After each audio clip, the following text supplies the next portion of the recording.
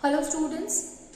So students, in the previous class in this chapter, that is conservation of plant and animals, we have started with this chapter and we have understood here that what is the a biodiversity. So basically if we talk about the conservation, we will discuss about that how it is very necessary for us to conserve plants and animals. But we have understood here one thing, that is our earth is consisting of a million of plants and animals. You see that if we talk about the plants and the animal itself, so basically the different types of animals, different types of plants, even different types of animals together, they coexist together on the plants and collectively form the biodiversity. Now, depending upon their climatic condition, what kind of a climatic condition they have, we can say that this particular region is rich in biodiversity or this particular region is not rich in biodiversity. Okay, and we have seen also that what is the importance of a biodiversity. So basically if you look at the importance of students, so we have seen here one thing, and that is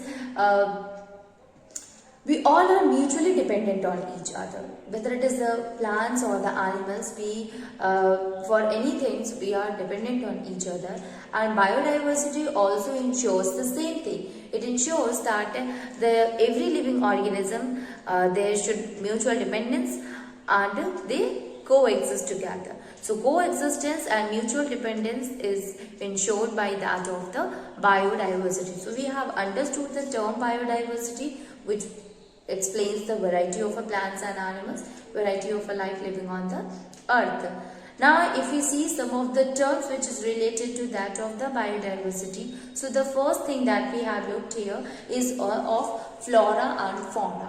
Flora is what this term is used for the plant species. Okay, so plant in a particular region and in a particular geographical area is considered to be the flora, and fauna is the animal life. Okay, and wherever this amount of the flora and fauna will be more, that particular area will be rich in biodiversity. Obviously, if a more amount of flora or more amount of plant life will be there, or more amount of animal life will be there, so that will going to increase the biodiversity of that particular region. Okay, so I hope you all have understood that is what is the biodiversity and flora and fauna. Moving on, and we have started with that of the habitat, and we have seen here that environment with the suitable condition, it plays a very important role for the living organism. Obviously, any plant or any animal is able to survive in a particular condition if that particular condition is suitable for them. Okay, it means if it is providing whatever they needed to survive, right? So if they are getting all these things, so they are able to survive, and this is what this basically we can say about that is their particular habitat. So we can write it that what is a habitat? A habitat is the natural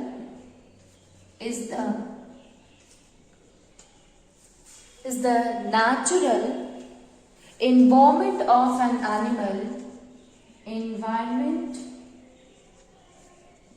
of an animals,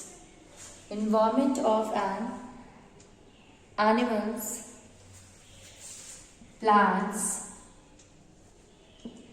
and other living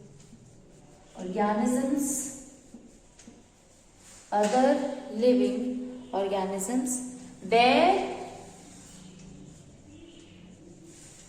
they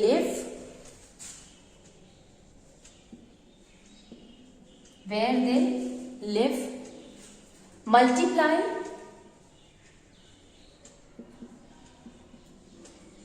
and thrive. Okay, so this is the definition of the habitat of a natural environment.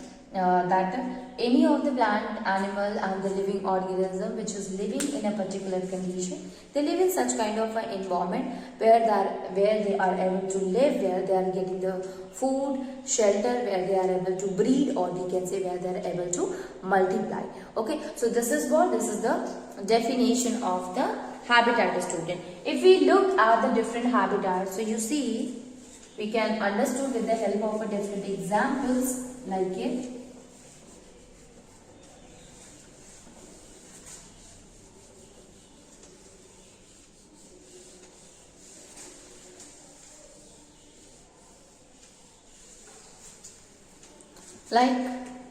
Like students, that habitat, if you look at the fishes, so its habitat is the water.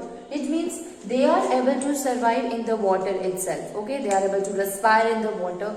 They take the dissolved oxygen. So ultimately, their habitat, their shelter is the water only. So they get this. That is the natural environment. If we talk about the cactus or cacti and camel, so camel, they are able to live in a sand, desert, or even you can say a hot place. Okay, sandy,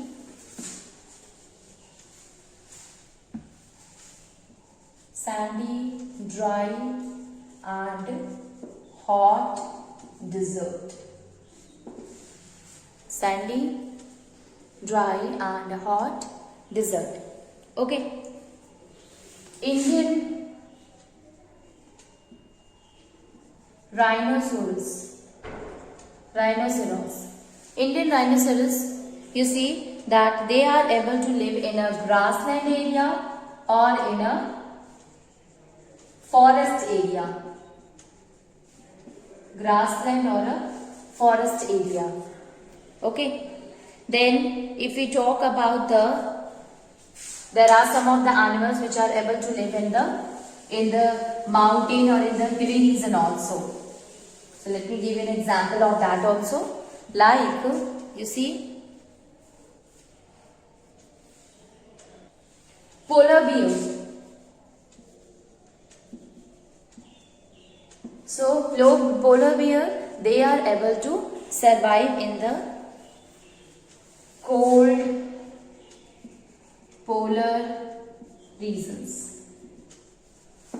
So they are able to survive in the cold polar region. So you see student, by all this we have understood, if we talk about the fishes, they are able to live in the water condition. It means in the aquatic region. It can be lake, it can be sea, it can be ocean. Okay, cactus and that of cacti is the plural of the cactus. So cacti and that of the camel, they are able to live in sand, in the desert and in the hot, dry and the hot desert. Indian rhinoceros, they are able to live in a grassland in the forest area. And if we talk about the polar bear, so they are able to live in a snowbound polar region. So you see that they all are having a different natural environment, and just because they have adapted themselves, they have adapted some of the features due to which their natural environment varies from each other and they live in such conditions. So this is what these are the different kind of a habitat itself. If we talk about the habitat of the fishes, so we will say that they used to show the aquatic habitat.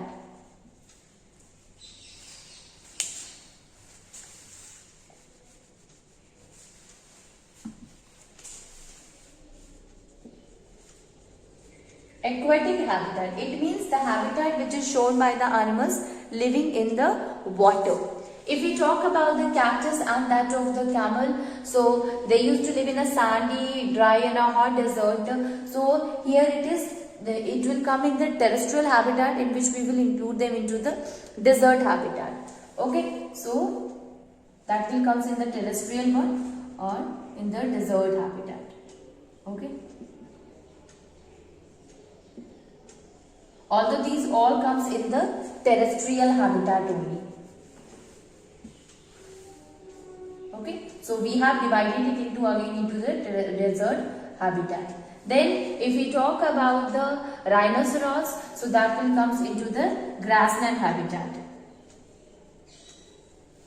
Okay, and if we talk about that of the polar bear, so this will comes in a hilly region, hilly or a mountain habitat.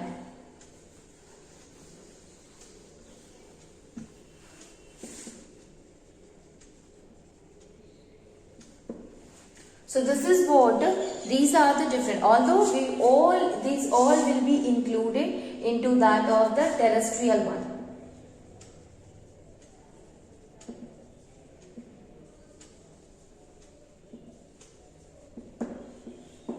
These all will be included into that of the terrestrial habitat, but even in the terrestrial habitat they have been classified into different types. Okay, so I hope you have understood that what is a habitat. Already we are knowing about this, we are simply revising it. In the previous classes we have already discussed about the habitat. Now moving on and see the next term that we use in the biodiversity is ecosystem.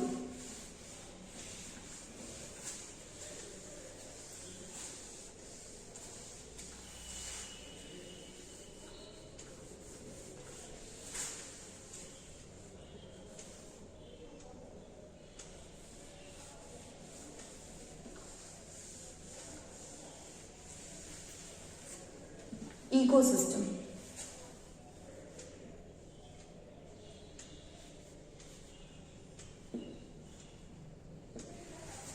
What is an ecosystem, students? So, let me write it that everything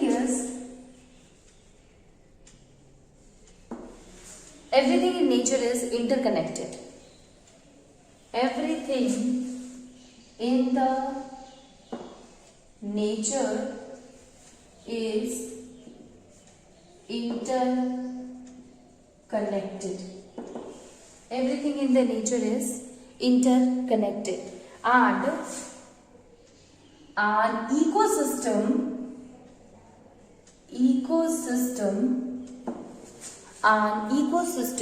is a community of a living and a non-living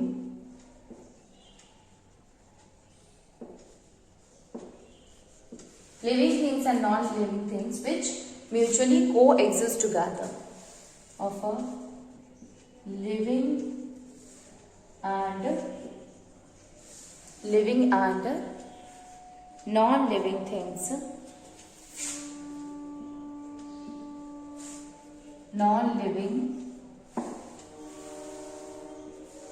living and non-living things that coexist. Now let me tell you what is the meaning of this. Whenever you will be asked that what do you understand by the ecosystem, you will always remember that it is what? It is a community of a living things and the non-living things which coexist together, which live together. And if any of the community will be disturbed, whole ecosystem will be disturbed. It means our ecosystem depends upon the existence of the living thing and the non-living thing. It means the non-living thing and the living thing, they are dependent on each other, and this dependency of them together and this coexistence of the living and the non-living things together will constitute the ecosystem. And any disruption, any disturbance occur in the living and the non-living things will going to disturb the ecosystem also. Now when I am saying the non-living thing, it means here we are not talking about the chair and the table or a man-made thing, but the non-living thing which is made by the nature itself, which do not shows the properties or the characteristics of a living thing, but it is a part of the nature, like water. You see that all the water bodies are what? It is a part of a nature, but you know that they do not reproduce, they do not respire, they do not eat, they do not need food, they do not grow. So these are what? These are some of the characteristic of a living thing. So they do not have the characteristic of living thing, but they are supposed, that's why they are supposed to be a non-living thing. But since they are a part of a of the nature, so we will say that it is what? It is a natural resource or a non-living thing. So we are dependent on the water, the air. You know that air is also what? It is a natural resource, it is a non-living thing. Soil. Soil help in the survival of the, means help in the growth of the plant. But it is itself, it is a non-living thing. Temperature, sunlight.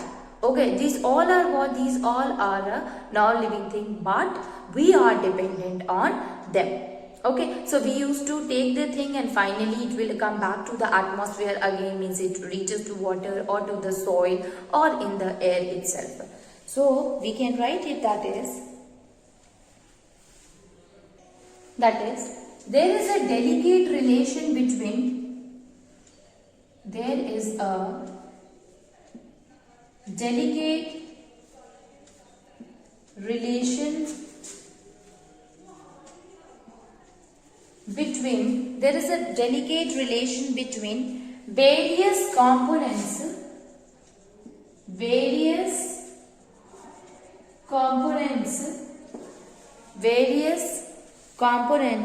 of an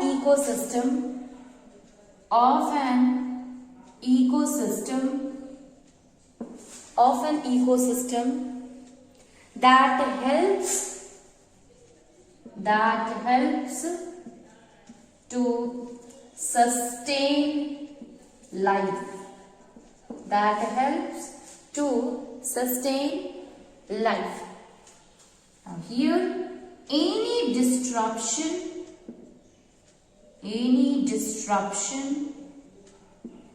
in the ecosystem, any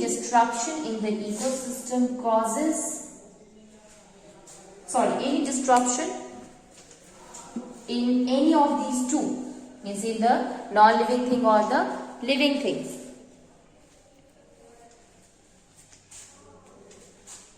will cause the disastrous effect on the ecosystem. So we can say that any disruption in the ecosystem will be disastrous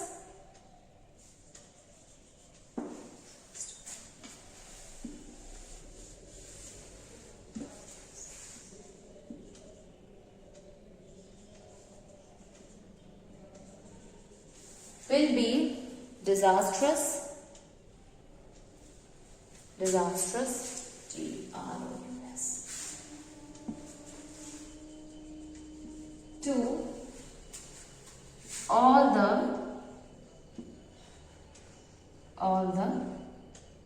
living organisms. All the living organisms. Okay? All the living organisms or all the organisms which is there within that of the ecosystem. So we have understood here one thing, students, that if any problem occur in the ecosystem, it will going to disrupt everything. So this is what it is, a relation between that of a living and the non-living thing. They coexist together, they are mutually dependent on each other.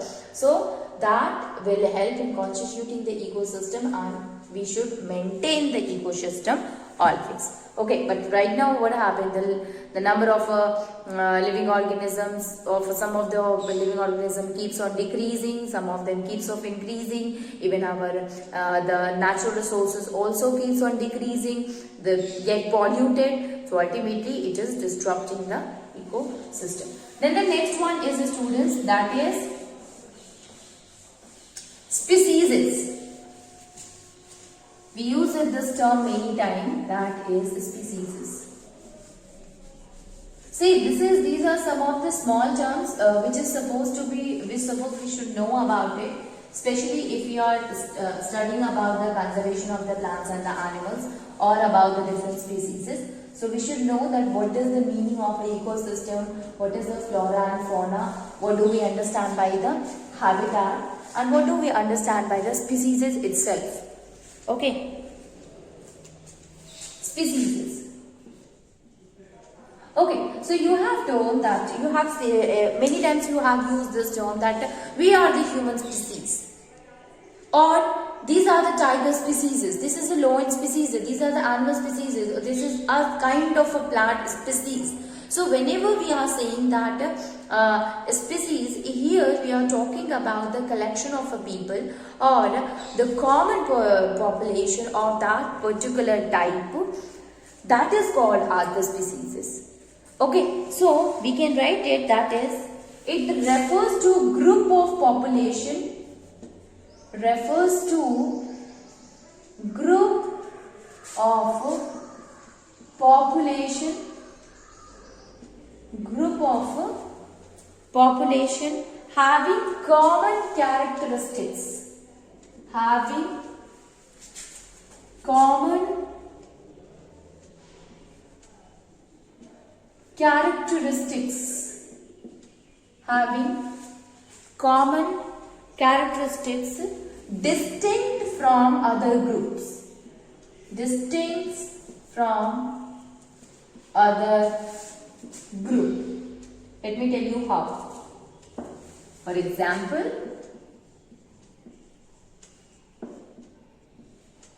human species are called Homo sapiens.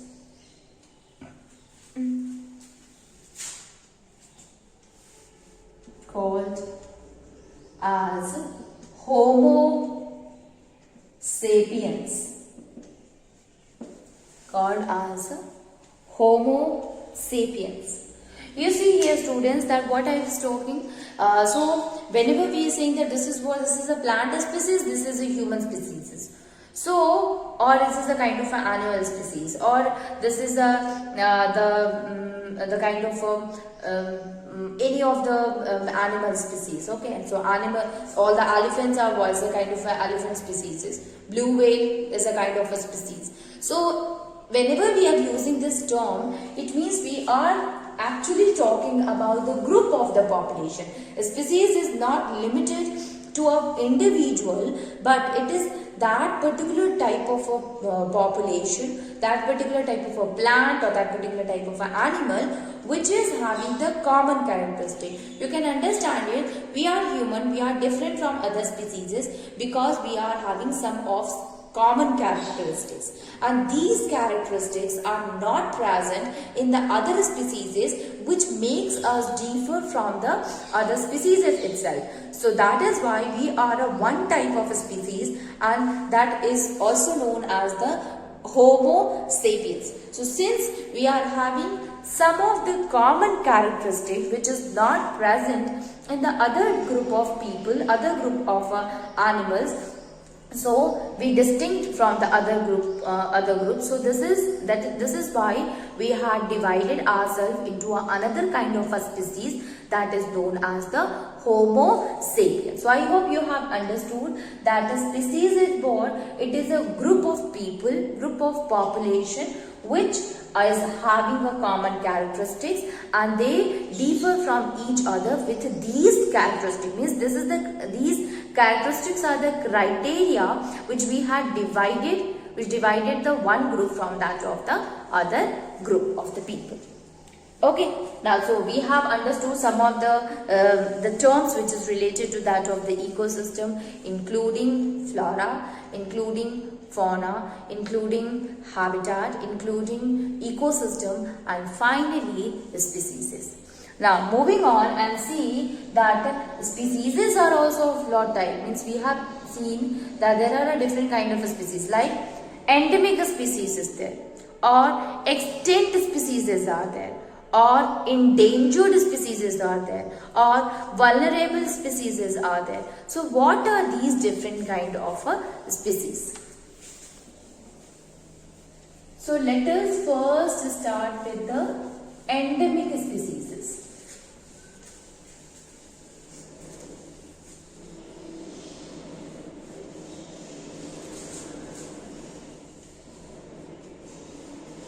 Endemic species.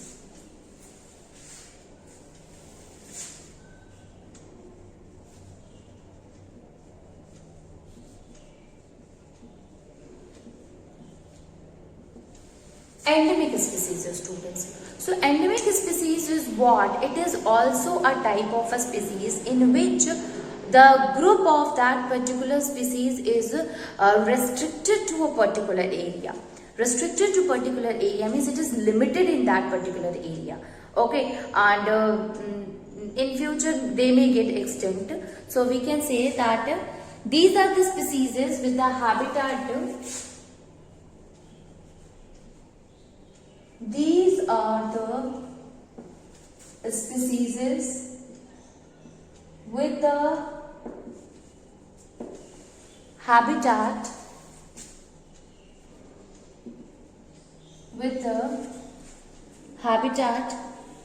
restricted to one area. Restricted to one area. Restricted to one area. They are unique.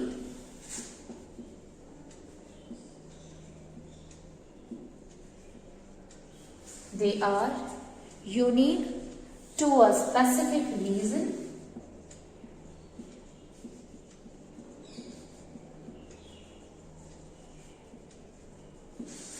They are unique to a specific reason, state or a country. State or a country. Okay. So, you can also write here one point about the endemic, then discuss about it. That endemic plants and animals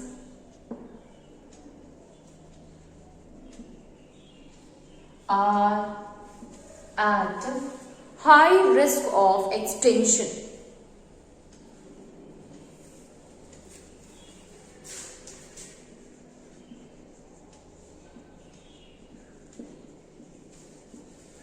Great risk of extinction. Great risk of extinction due to global warming. Due to global warming. So basically what happened, if we look at the endemic species, students, so these are the kind of the species which are restricted to a particular area. It means if we will see a lot of example related to that, students, but you see that if we talk about that of the Ganga's river dolphin. Okay, so Ganga river dolphins are the dolphins which are basically restricted to the Ganga river only. Okay, or a loin tail is there. The Indian loin tail is basically present at the southwest India. So they are restricted either to a particular region, they are restricted either to a particular state, or they are restricted to a particular country. And since they are only present at the particular region or a particular state or a country, so they are of a great risk of extinction also, because there will be any kind of environmental change occur at that particular region, so the chances of the extinction will be much more than the other kind of species. Okay, and the extinction occur due to the global warming especially. Okay, so we can say that any kind of a change occur in the environment, this will cause the high risk of extinction of these species. Now they are living in a particular specific region or a state or a country due to that of some of the their features. Okay, so they are present at that particular or a unique space, a unique specific reason. You see, Asiatic, if we talk about the Asiatic lion, it is endemic, which is present at the Gujarat, means at a particular state. Okay, so you can see, students, these are some of the examples in which we can say that the animals or the plants are present at a particular region. So the species in which the habitat of a species is restricted to an area, to a region, to a state, to a country, that is supposed to be an endemic species. Okay, so whenever the question will be asked related to endemic, you will write that what it is and also write some of the examples related to it. And examples we will going to discuss in the next class. Okay.